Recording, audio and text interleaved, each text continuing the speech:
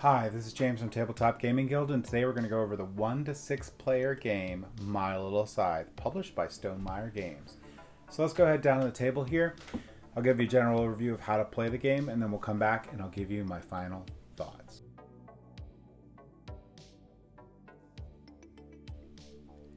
Okay, so this is the typical setup of a 3-player game for My Little Scythe.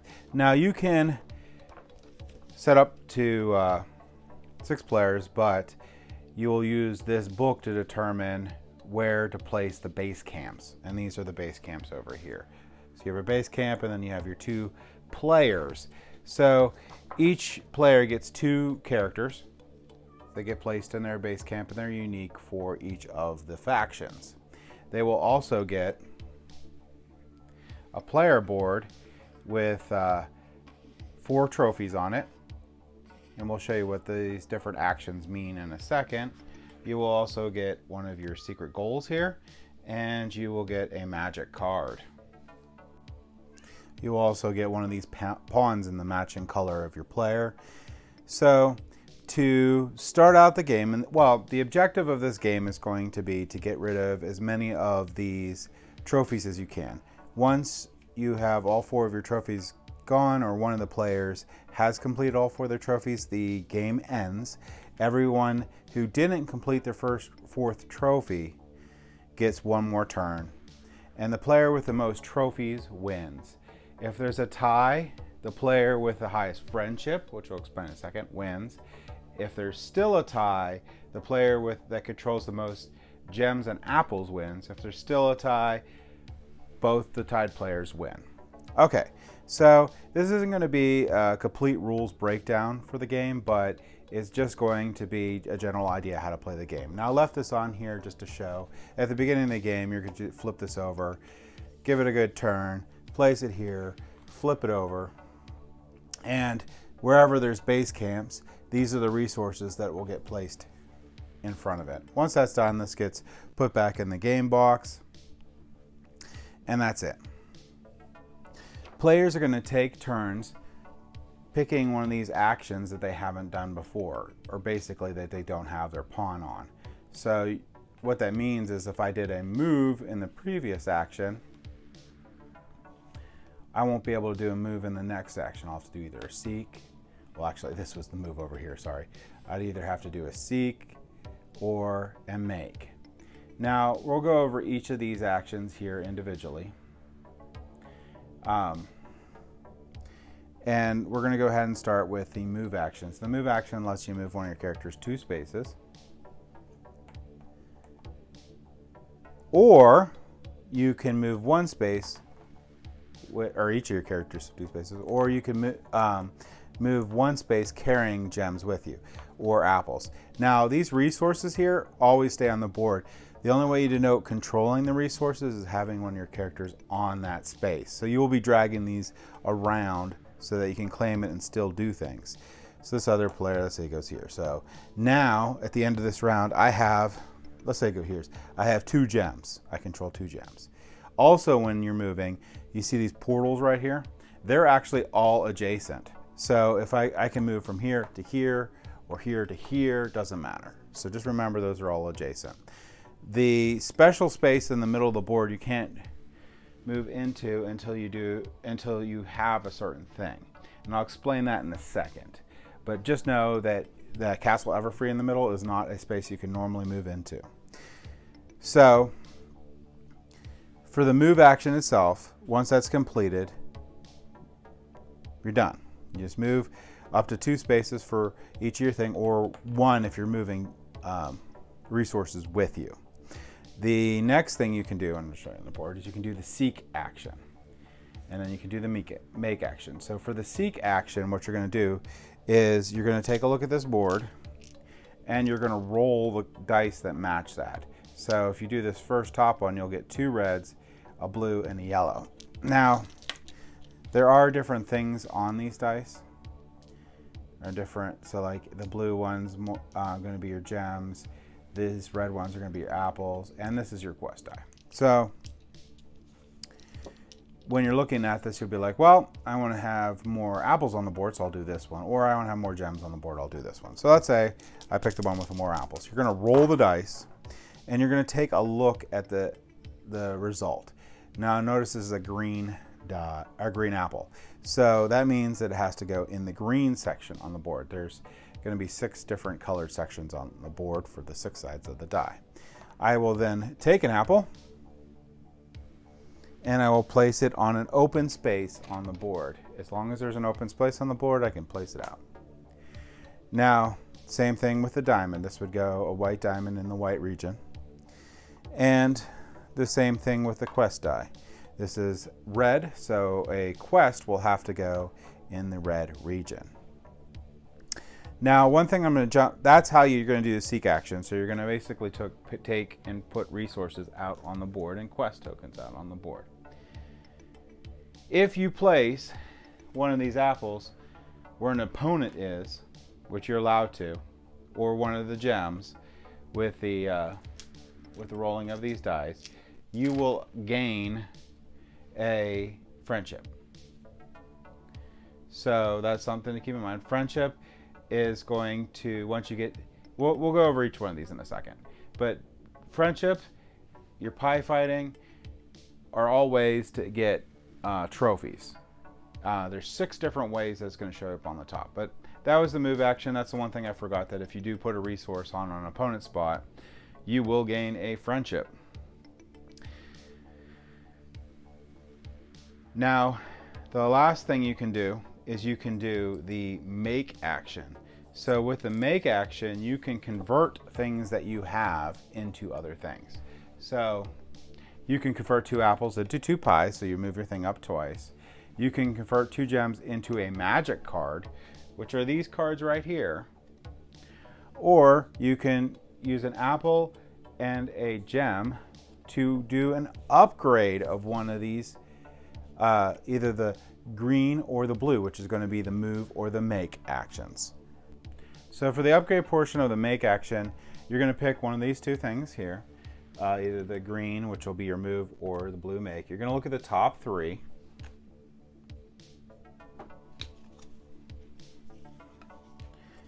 Pick one you like best for the upgrade. So like this one here. If you use the make action before the start of a pie fight, you gain 2 pies. We're going to go over pie fights in a second, which is part of the end portion of move. So then if you pick this one, you place it on your board, and that is now upgraded, and you're no longer able to upgrade the move again. If you upgrade the move and the make, so on another turn upgrade the make, then we're going to go over trophies now. You get to place one of your trophies on the upgrade spot. So that's how you're going to get 1 trophy. The other way you can get another trophy is getting your pie level all the way up to 8. See a little picture of the trophy. If you do that, you get to place a trophy on the pie. If you get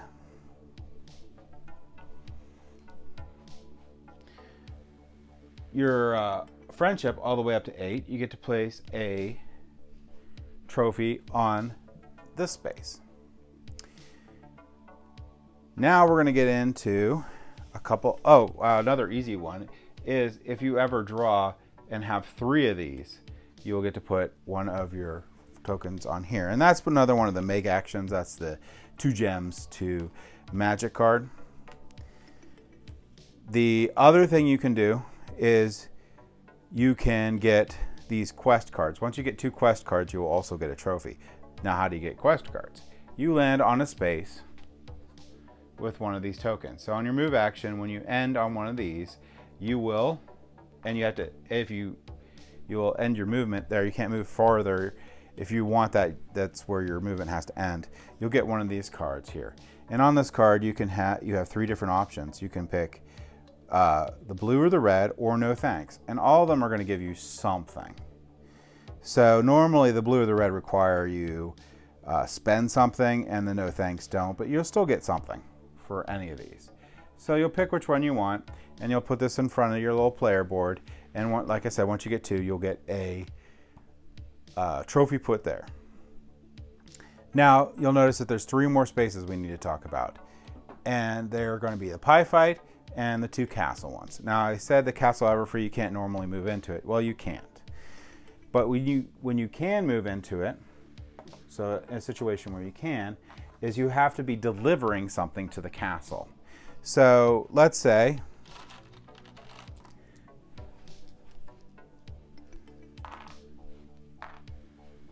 I have that there. So my first character has 3 gems and my second character has 1 gem. Now, all the characters could have 1, but when on my move turn, if I move them in there, I have to move the required amount in there. Notice I only have 3. However, if I can also move my second character on the same turn, if this can occur, and have my 4th in there. I can't move any other goods in, they'll have to be left behind. But the goal is to make a legal movement in there, at the end of my move phase, I have to have 4 of either gems or apples in there. Once I have done that, these gems will go back to the supply and I can place a trophy on there. Now I can do that for apples and I can place a trophy on there. You can only have 1 trophy per each of these spaces. The only space left is going to be the pie fight. Now, a pie fight will occur when you move one of your characters into an opponent's space. And at the end of the movement, you're going to have a pie fight. So a couple things are going to happen when you have a pie fight. The attacking player is going to immediately lose 1 friendship. So red came into the black player's area, so they'll lose 1 friendship. Now, another thing I'll just point out real quick here is in the friendship track, if you're ever 2, 1, or 0, you can't earn trophies. And another rule in the game is you can't earn more than 1 trophy per turn, and it has to be the first one you earn for the turn. So you'd have to wait to the next turn to earn your next trophy. So 1 trophy per turn, but no trophies if you're that low on the friendship track. So you move your, the attacker moves their marker down the friendship track. Then they're going to pick to see how many pies they want to use. So you have this pie track on here and you can expend as many as you want. So let's say I want to use all 3 of my pies, which I'll have to move it down after this combat, whether I win or lose. You can also use one of your magic cards and slip it in here. Now, this is supposed to be secret whether you used a magic card or not, so you could do this under the table real quick and then do 3, 2, 1 and flip it over. The player with the highest number wins the pie fight. If there's a tie in the pie fight, the tie goes to the attacker. So the attacker has the advantage in the pie fight. Once the pie fight is resolved, the seeker losing the pie fight, so whoever lost the pie fight has to go back to their home base over here. They will be able to refresh, which we'll go over in a second, as long as it's the first time in their turn, or before or their turn or on their turn. It's the first time. And then you'll drop down the number of pies used for the combat. So now the rules for refreshing: you either immediately gain 1 magic or 2 pies, and you remove your little action token, which is this guy right here, from the mat. So what that means is on your turn you can pick any of these 3 actions, even if it was the one you did previously. So you can either go up 2 pies, like I said, or you can get another one of those magic cards over there. That's basically pie fights. And the winner of the pie fight will be able to put their trophy up here. And like I said, once a player gets 4 trophies, the game ends. All the players that weren't the player that got the 4th trophy get 1 more turn. The player with the most trophies wins. And again, ties are broken by then whoever has the most hearts, and then whoever has the most gems and apples. And if there's still a tie, all those players win together. Now, one last thing I will mention is at the beginning of the game, I mentioned you get one of these cards here. Now, this card you can turn in to make one of those goals up there easier. and you have to flip it when you can do it. So like this one here is I earn the trophy for friendship at 7 instead of 8. So when I'm at 7 and it's my turn, I can flip this over and say, hey, I'm winning this trophy, and put my trophy over there, and then this card's done. So every player will get one of these. So every player has one of the 6 different trophies that it makes it a little easier for them to win. So you have to keep that in mind when you're playing the game. But didn't go over every rule, but that is the general gist on how to play the game. A couple other things that I wanted to mention is with the game, you get a really cool sheet that you can write down all your accomplishments on throughout the game. So the first one to achieve different things. And you get a really cool painting guide. So if you want to paint those miniatures up, you can. Also, you'll notice that in the base game, it comes with a really cool game trays insert, which is really, really nice. I don't have all the things in here because they're out on the board, but this is the one that holds the players. And this is the one that holds your components. And the one that holds the little characters on there has a nice lid that goes on top, and it fits all nice and snug. So those are really nice. But there's 2 slots open in there for 2 additional factions that you will find with the expansion that we just reviewed, which is Pie in the Sky, which is really, really nice. And you get a little blimp that you put out in the middle. But that's how you're going to play My Little Scythe. So let's go ahead back up to the table here, and I'll give you my final thoughts on the game. Okay, so My Little Scythe. It's a great kids game. I love this game a lot. The component quality on the game is amazing. I love all the little miniatures that you get in the game for each of the different factions and the little cartoony sort of chibi look that they come with. I like how streamlined the game is. And I also really like Scythe, which is what this game is going to be based on for kids. So keep that in mind when I'm reviewing this, because I'm a little bit partial to it. I really like where you only have 1 of 3 movements to pick, and after you've picked one, you only have 2 because you can't do the same movement twice. So I really like how quickly turns can go for kids, how they get to roll those really nice forager dice and put the resources out, how they get to interact with the quest tokens or gaining resources. The completing the quest is not difficult in the game, or completing the trophies isn't difficult in the game, so it's really nice feel of achievement that kids can get from just completing the different trophies and getting closer to 4.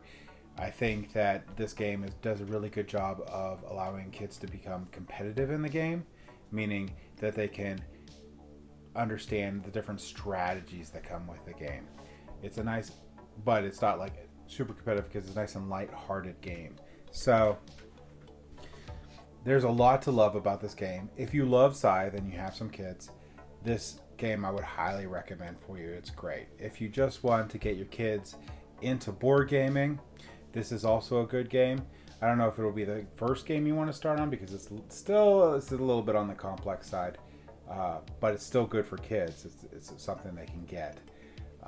This would be a good pick or a good play, at least, to try out with your kids.